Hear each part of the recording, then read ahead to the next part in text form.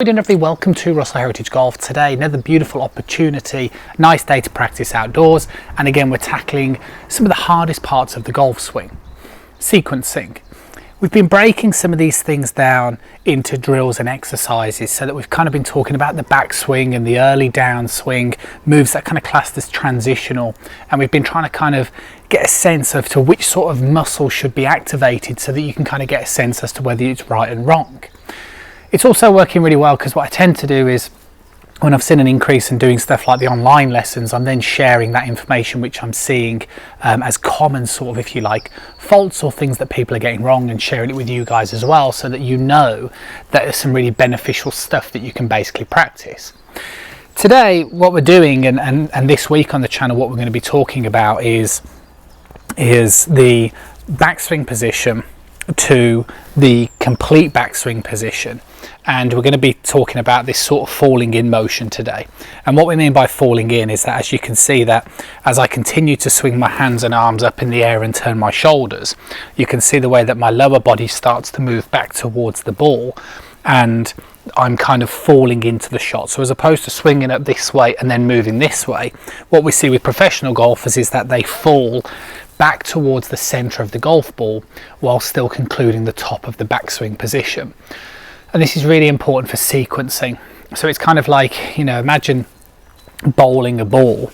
You kind of don't necessarily wind your arm back, step and throw your arm at the same sort of time. You would tend to swing your arm back as you step forward. If you look at any other kind of sport, you'll always see that the kind of best sort of athletic people generally possess these sort of sequencing things. And I think if you can understand it and do some of the drills like I'm going to suggest today, then you've got a really good chance of it becoming and turning into fruition when you eventually start playing golf again. So what we're going to be doing, as you can clearly see, going to utilize the bench. I think you do need something there. I say this to everybody on the online. What we basically need to do is that we need to make sure that we're always staying in posture. So if I kind of flip this to the side for a moment, what I mean is that if I get myself into posture, and I would normally advocate, depending on somebody's range of motion, but I would normally advocate anything from 2 fingertips distance up to 4 fingertips distance away from the object that you've got. So I've got a bench. Some people that have been doing online have been very creative in terms of just getting all sorts of objects just to put there. Some people might have some garden furniture, but you need something roughly sort of hip high. And the idea is that you won't see this after this point. So the idea is that we're going to be focusing very much from a face-on perspective, but when you start triggering rotation, we still want to make sure that the hip is going back, and you can see the way I'm on the bench, and then as I transition, I'm on the bench. So what we don't want to do is you don't want to start working on your rotation and then drifting forward. We want to make sure you keep the pelvis downward facing, and that would basically keep you what's known as in posture.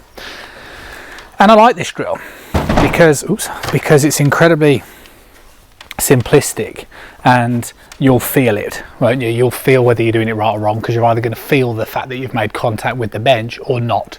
But just remember, you want to be either 2 fingertips or 4 fingertips distance away. Good.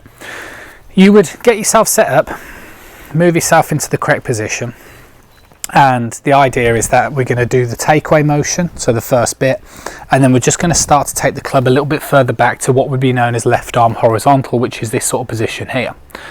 The idea is that basically we're going to do a couple of things from this in today's video in detail.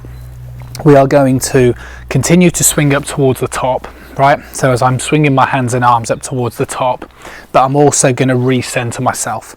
So you can see the way that as I'm completing my backswing, I'm starting to get my sternum back located over the ball. So if we do those things again quite slowly, I'd get myself set up over the ball, back into position where I'd be, whatever you like, 2 to 4 fingertips distance away from the bench. Take the club back. You are likely to, by the time you get to left arm horizontal, moved ever so slightly to the right of the golf ball. And then as I complete the top of my hands and arm swing, I'm basically trying to make sure that my sternum goes back over the ball. So you can see I'm moving this way, but hopefully you might be able to hear it. And if you can't, basically what I was hoping you would be able to hear is the fact that my right hip is basically gliding its way back along the bench. So What's happening, to put it into context, is that when we start the backswing, we're likely to move a little bit linear off the ball to help us do things like put pressure in towards that trail leg and to generate, shall we just say, things like a bit of power and momentum. And what we're trying to do by the time we complete the backswing is we're trying to get ourselves back into a centre position over the ball so we can just concentrate on rotating out of the way. The other reason why this sort of thing is really important is because, you know, one, we obviously don't want to be drifting around, which the bench will help us out doing, but also by transitioning more this way is going to create much more space for the hands and arms to drive in rather than moving this way. So when it boils down to it, these are the only sort of problems that I tend to see with most amateur golfers. So again, you get yourself set up. Again, 2 to 4 fingertips distance away from the bench, you take the club back into the takeaway, you then swing to the left arm horizontal, and then as you complete the backswing, your right hip should basically be moving back along the bench and you should be recentering yourself back over the golf ball, so similar to what I'm demonstrating here. Now, as you're doing this, how do you know whether you're doing it right or wrong? 1, contact with the bench. 2, it'll feel completely different. 3, if you're uncertain, then you could also do it in the mirror so you can see whether your sternum has refound its position back over the centre of the golf ball as you're rotating up towards the top. That would be a really good, easy way to do it. The key thing here though, and this is one of the things that I talk about on the channel as I keep doing this, is that the weight should still, even though I'm moving linear, i.e. I'm moving this way, the weight is still moving, the weight is still staying on my right hand side, like so. So I'm not saying there's no weight on the left, but if I kind of balance myself, which is, I've used the bench actually, I can kind of alleviate a lot of the weight that's on that lead leg. So it's not like I'm going here and then shifting left, because I can't get any weight off without really pushing it. So you really want to keep the weight on this right hand side as we recenter ourselves. So my weight is still predominantly on this right hand side, and the reason why that needs to happen is because from here, as long as this has got no weight on it, this can then clear back onto the bench. So we're going to break it down same as I do with the online. I kind of do one thing at a time. Some people that are watching this video won't necessarily need to be doing this because it might not be a part of the swing, it might be something that you do very naturally, but it's something that a lot of people do tend to struggle with, so it's worth thinking about it one way or another. Like I said, what we're basically talking about is the falling in. So eventually what we'll go back to again as of tomorrow and later this week is we'll be talking very much about rotating downward, generating power, using the ground, then kind of coming up and extending through the ball. But what we're trying to say is that there has to be a sequence. So you can't necessarily just swing up to the top of your backswing and then start really hard with this rotational movement downward, because you're going to do things like swing over the top, and generally just your sequence is going to become a little bit of a mess. It needs to become like a feeling of triggering in terms of the sequencing motion, and this basically needs to be it. You need to be able to feel this falling in motion, which is that recentering by the time you get to the conclusion of your backswing, before then you can start rotating really hard coming in towards the downswing. What we'll do as well, and one of my favorite drills, but is the stepping in drill, where we move very much this way. So we're going to do this in another video this week, and I say it again with a lot of online, that you would start it more gradually. So for example, you would start by having a vast step, and then over time you would basically reduce it, so eventually you'll be able to feel that same sort of stepping in sensation without actually having to excessively move your feet. But we're going to do that in a separate video.